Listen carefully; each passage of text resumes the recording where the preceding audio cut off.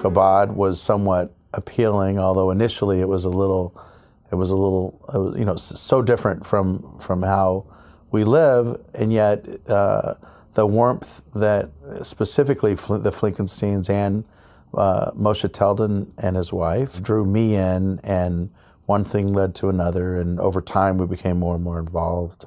And then, a natural progression was to take a trip to New York just for the day, just to sort of see what that was all about, see where Chabad more or less comes from, between 770 and Crown Heights and the Ohel. After probably being asked for a year or more to do it, I finally decided to do it.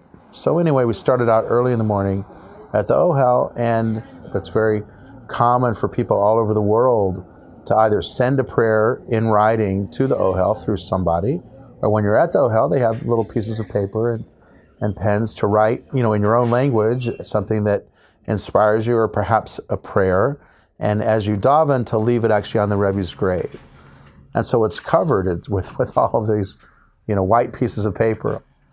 One of my 4 children, my son, so he had a girlfriend for, at the time, about 7 years, and they had dated not all through high school, but most of high school and all through college. And now ניית'ן was, I guess, about 23 or 24, and he was out of school a year or so.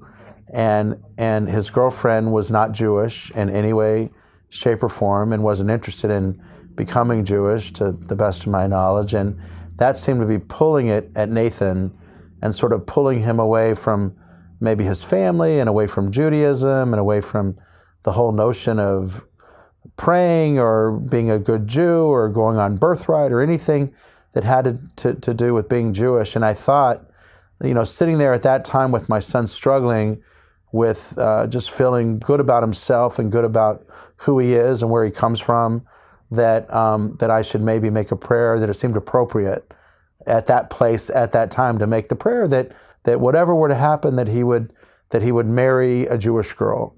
So the process is, you're in the visitor center when you write your prayer down, and you prepare yourself and so forth. You have to walk a little bit down the path, and you're in the actual Ohel, right at the grave, and there's some tehillim and there's some davening. And so I did all of that, and I had the prayer that I had prepared, and I just left it on the grave and did some silent praying to myself. What happened was, now it's been about 15 minutes between when I was actually davening and I left the prayer, and I had left the visitor center and was outside of the cemetery. And as I open the door, my phone rings. I pick up my phone. It's my wife. And she normally wouldn't be calling me, so I didn't know why she called. I pick up the phone, and she's crying in a very almost a really distraught way.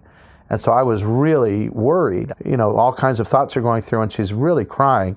And when she caught her breath, I'm like, "What's wrong? You got to calm down. Tell me what's happened." Exactly 15 minutes previous to her calling me, which probably not coincidentally, which was when I was placing the prayer onto the grave, my son was having a knock on his door, and his girlfriend of 7 years, who's not Jewish, knocked on his door. He answered, and she said, "I want you to know we're breaking up." And she didn't give a reason, and it wasn't like a fight. In fact, they hardly ever fought. There was almost probably no breakups, but this was, we're done for good, that's it. And so my son called my wife crying, and my wife called me crying, and I had just walked out of the Ohel and put the two together, that these things happened like simultaneously. When my wife was crying and I was settling her down, she says to me, "What did you do?" She said, "What did you do?" I mean, she put it together right away, and she was probably mad at me. And then I spoke to him right afterwards to try to settle him down and give him some perspective. And he also said to me, he's like, "What did you say?" They both made that connection, because for one thing, there was no other explanation. I mean, it's almost as if you're basically witnessing a miracle in front of your very own eyes. It's very hard to explain it any other way. The chances scientifically that something like that would happen at the same exact moment and all of that, it's like 1 in a million or millions of chance.